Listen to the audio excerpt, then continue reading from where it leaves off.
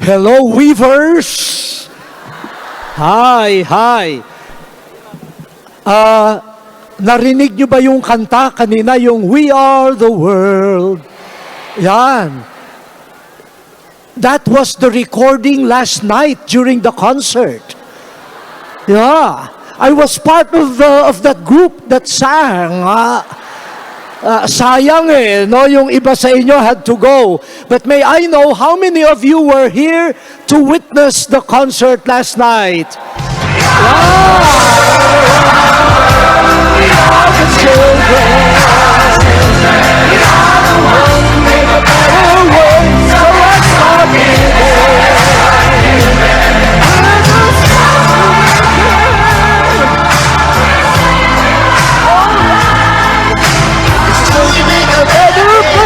for you and me. Hey! Wow!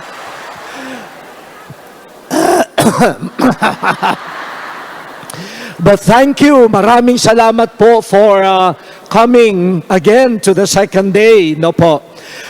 My task, ang iniutos po sa akin, is to try to give some sort of a reflection on this just concluded session. Weaving, the weaving of hearts. Yesterday we had the listening heart, and then heart to heart. Ngayon naman, the weaving of hearts.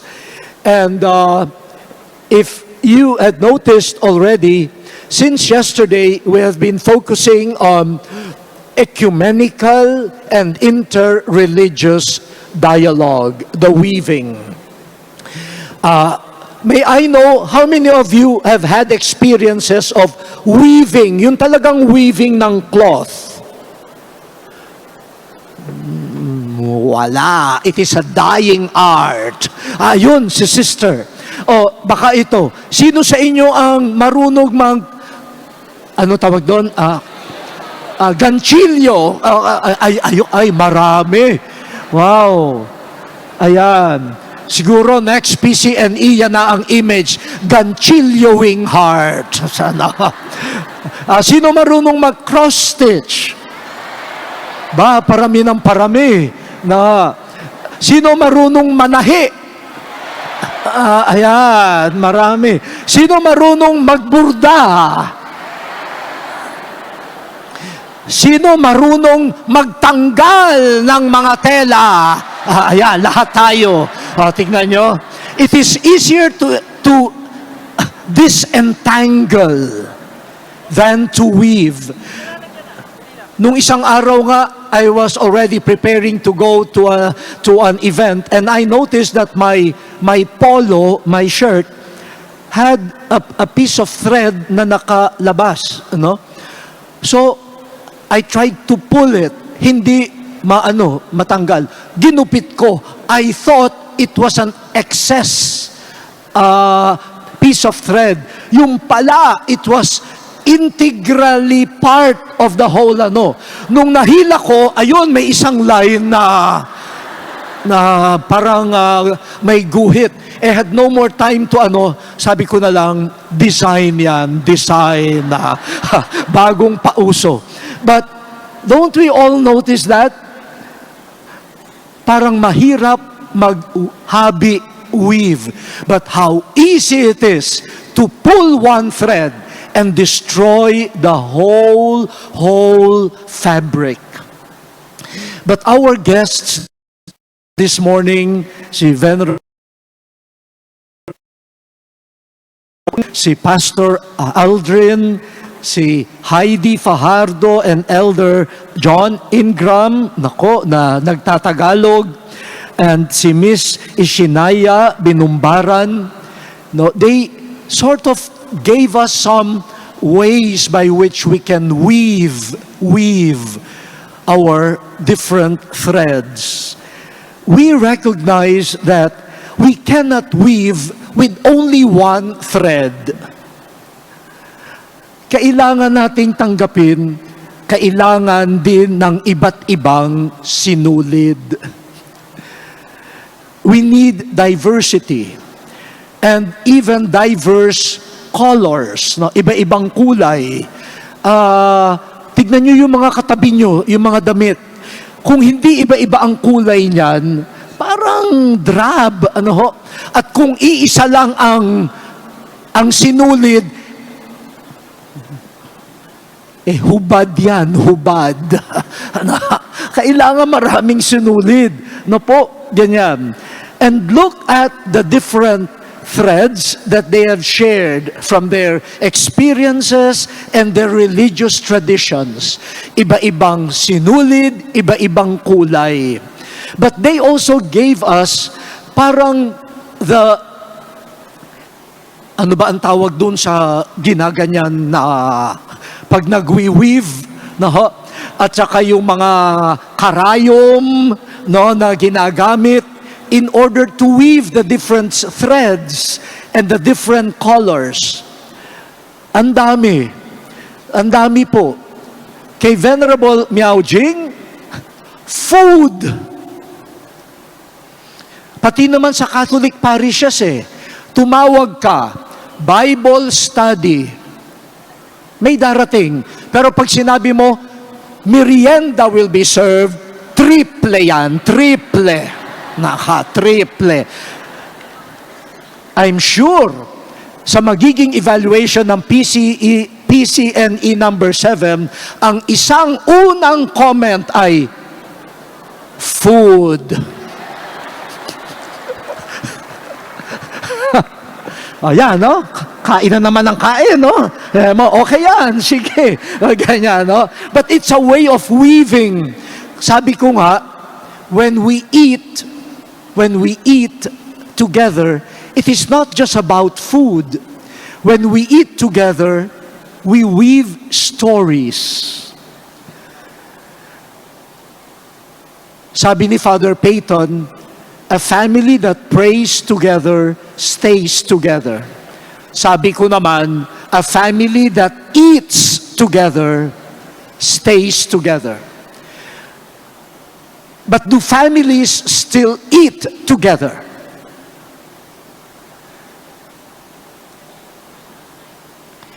If we do not have time to eat together, what stories will we weave together?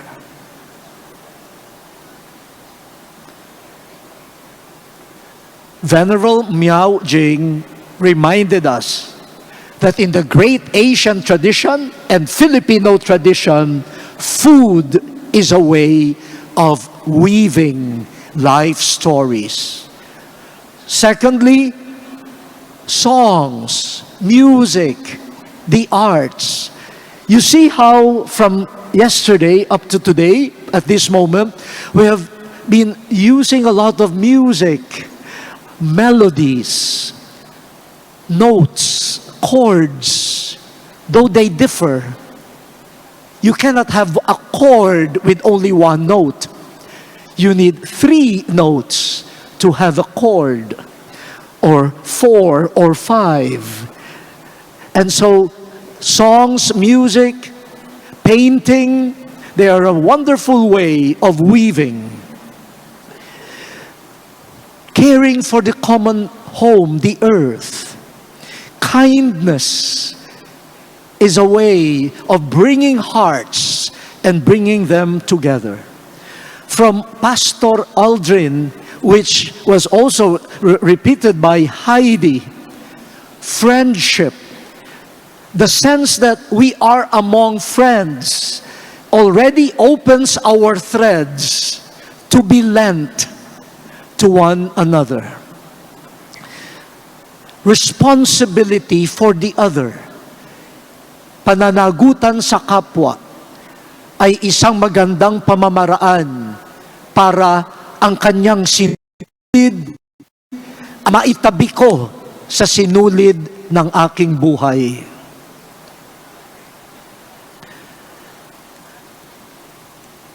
Sabi ni Elder John Ingram, the Filipino smile is an invitation to start the weaving process. I remember a journalist covering Yolanda. No, sabi niya, wow, I have never seen such devastation, no, in my years as a reporter. It just blows my mind away seeing this massive destruction. Pero sabi niya, habang hindi ko naiintindihan yung kasiraan at yung paano babangon ang mga taga-Tacloban, sabi niya, meron pa akong hindi maintindihan. Kapag yung camera dumaan doon sa mga nawala ng bahay, mga walang makain, biglang ngumingiti at kumakaway. Sabi niya, ganun lang pala, no? Maanuhan lang ng camera, ingiti na, no? And then sabi niya, in some street corners, you have young people with a guitar starting to sing. And then when they start singing, you see a different radiance on their faces. And you know, they will rise up. You know, in their hearts, there is a thread that can weave disaster with new life. A smile, no, is one such opening.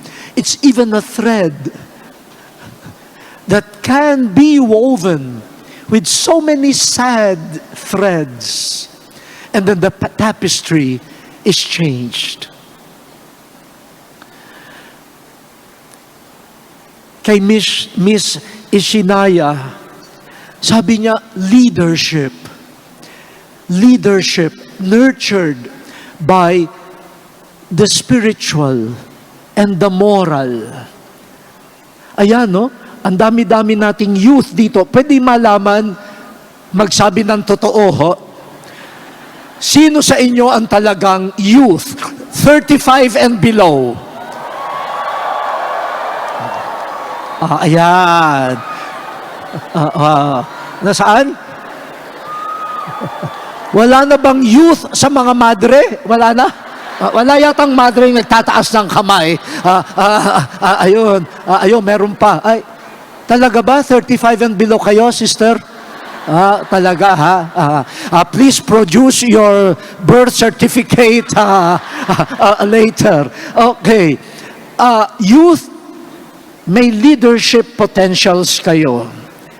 Let your leadership potentials be used not to disentangle communities and people, but to weave life's situations, peoples of different states of life.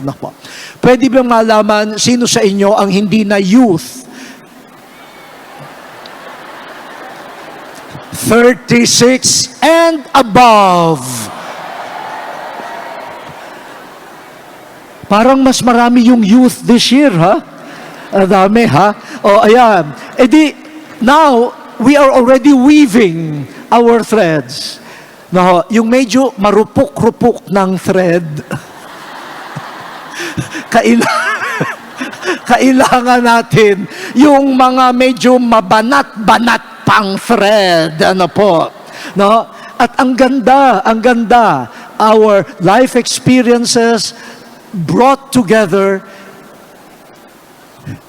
sabi kanina nila, one humanity.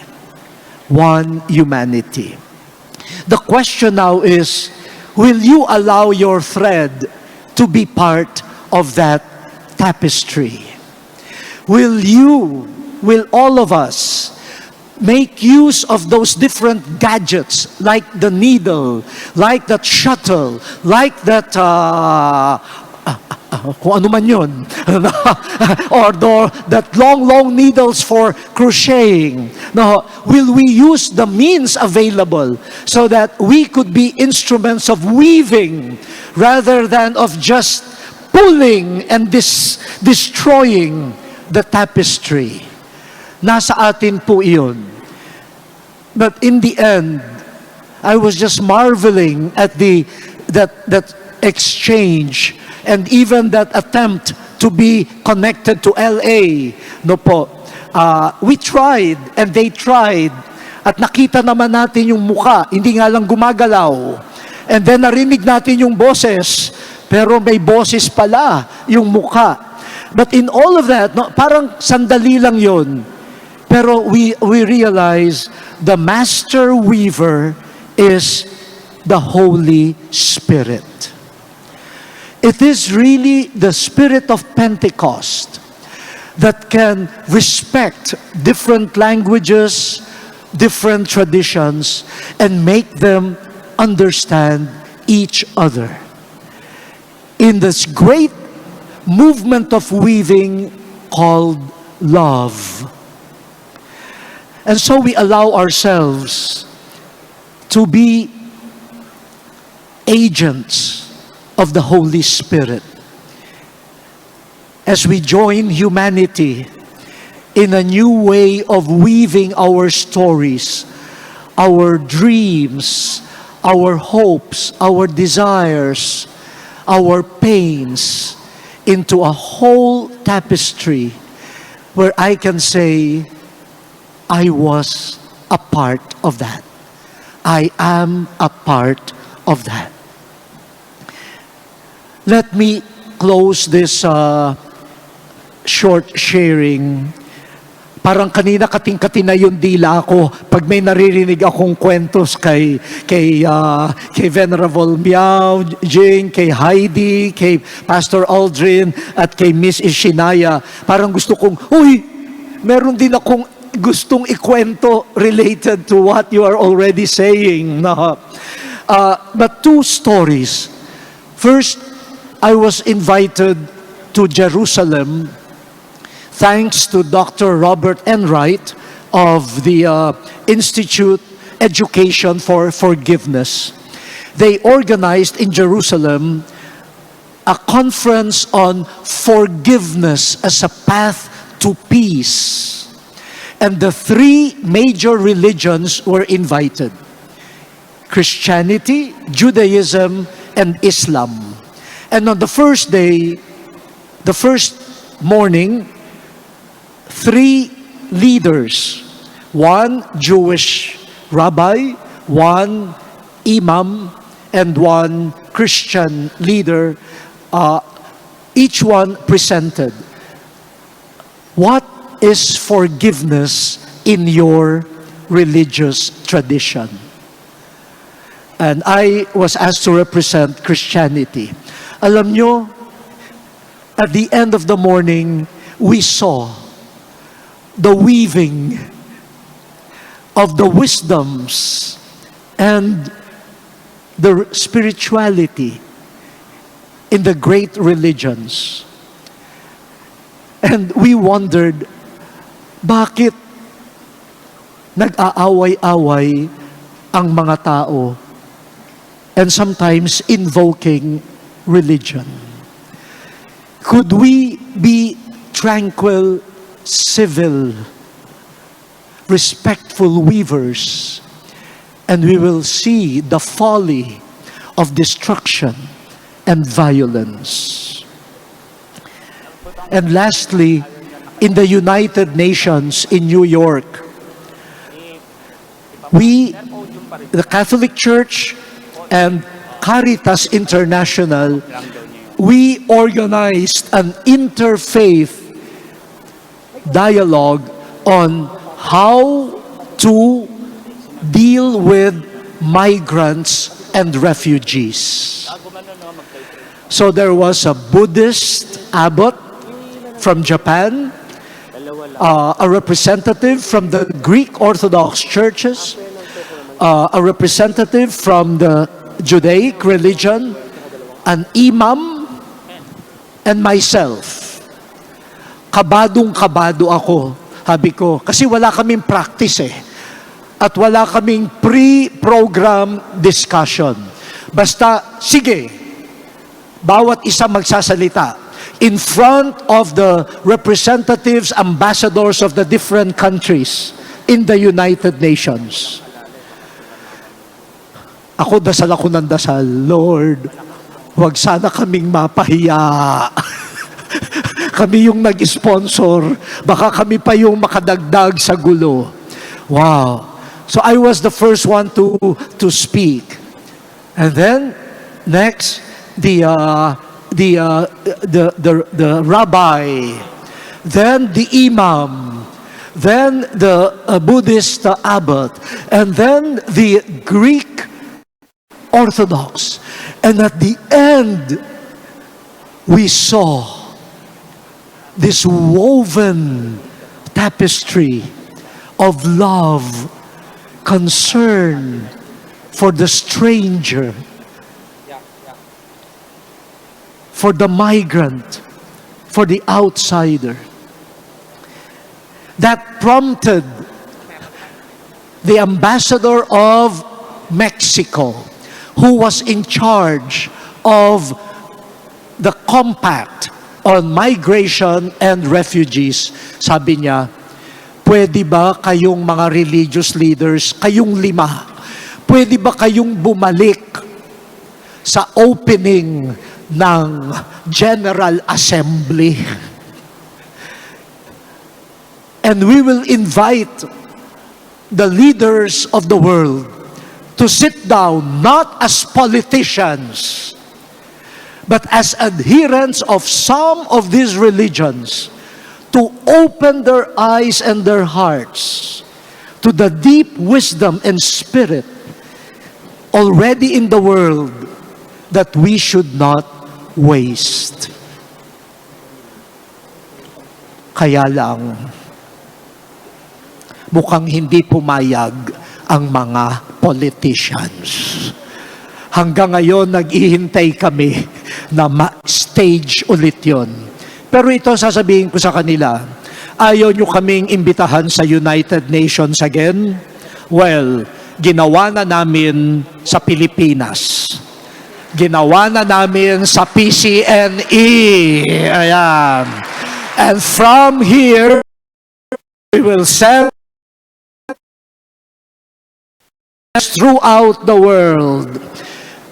We don't need to keep destroying the cloths already woven by our ancestors, our forefathers and foremothers, by our great weavers of humanity, of religions and wisdom.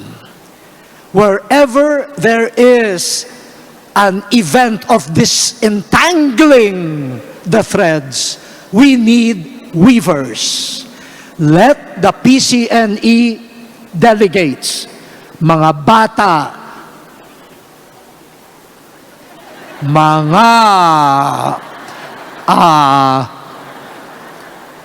middle-aged, at yung mga katulad ko na vintage, di ba? Sabi nila, di ba, ang wine mas matanda, mas masarap. Ang cheese mas may amag, mas masarap. No, ang ham mas luma, mas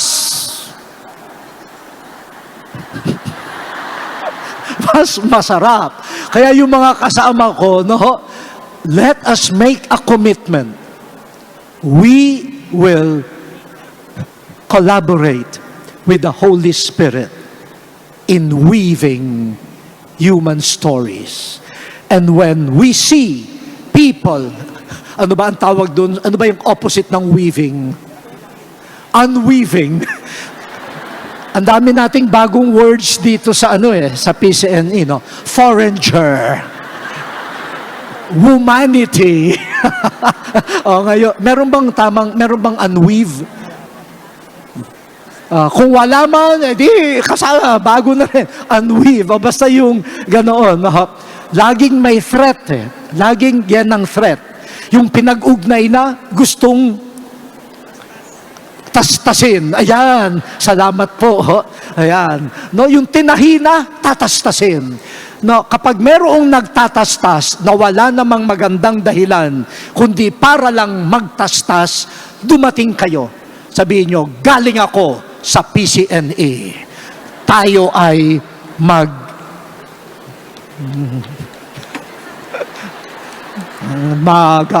ano ba yun? Ano ba sa Tagalog? Maghahabi. Maghahabi, hindi magtatastas. Okay. Ay. Ayan. May I leave you with a simple question for reflection?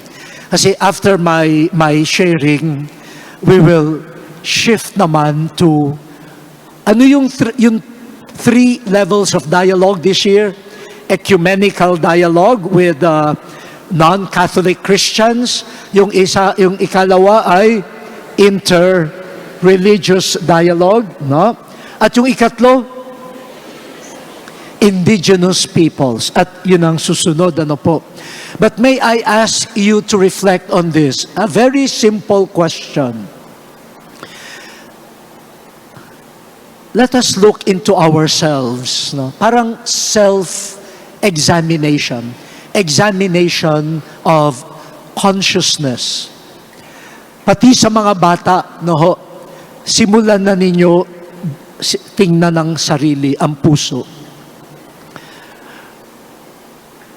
What prejudices, what biases, what prejudgments do I have that might hinder my capacity to dialogue with others? By others, we mean non-Catholic Christians, people of other religions or faith, or people who come from different cultures different from ours. Kasi aminin natin, lahat tayo may mga ganoong biases. The moment we start pretending na, ako, wala, nako. Just by saying that, nahalata agad, may bias ka na. The root of the bias, self-righteousness.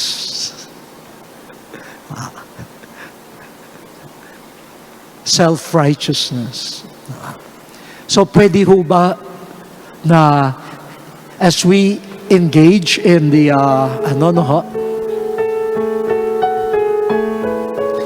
we meditate and later on,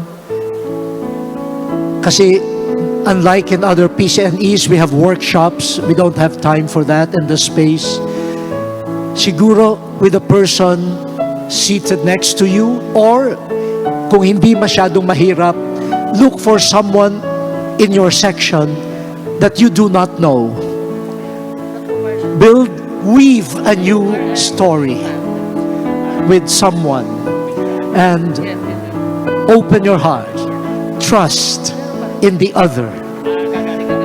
It's the Spirit that is trying to weave a story for all of us during this PCNE.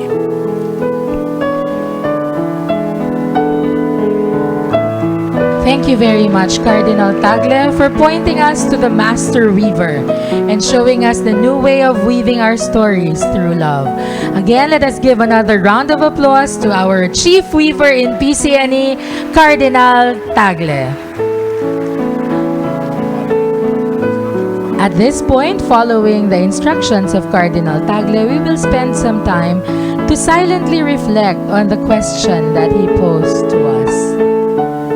And once you have silently reflected, please look for a dialogue partner and share and weave your stories together.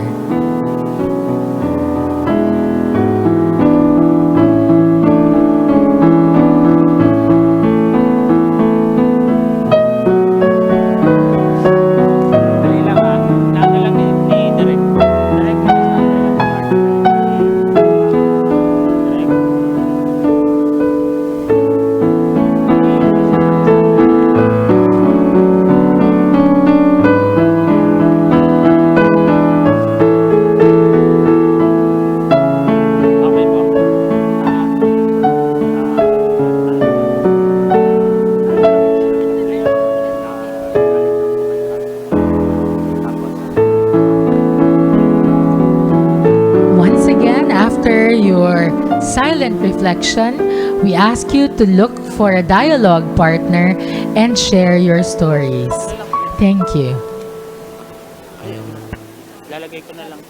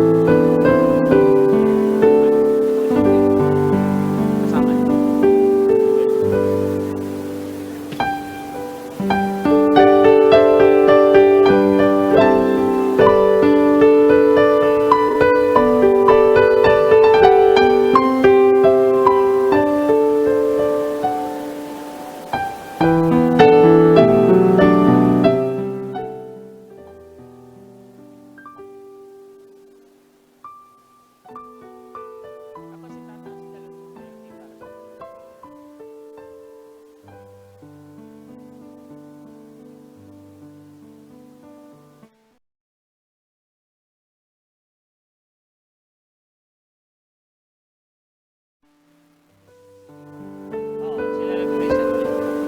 Kasamba 50 piso.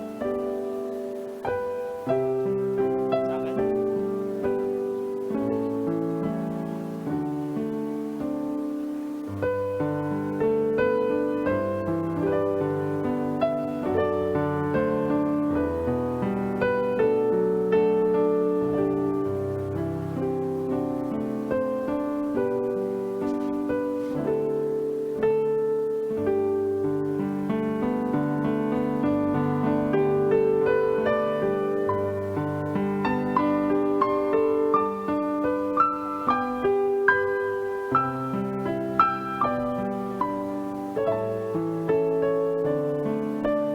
I hope at this point you have found your sharing partner, your dialogue partner, and you are sharing your story.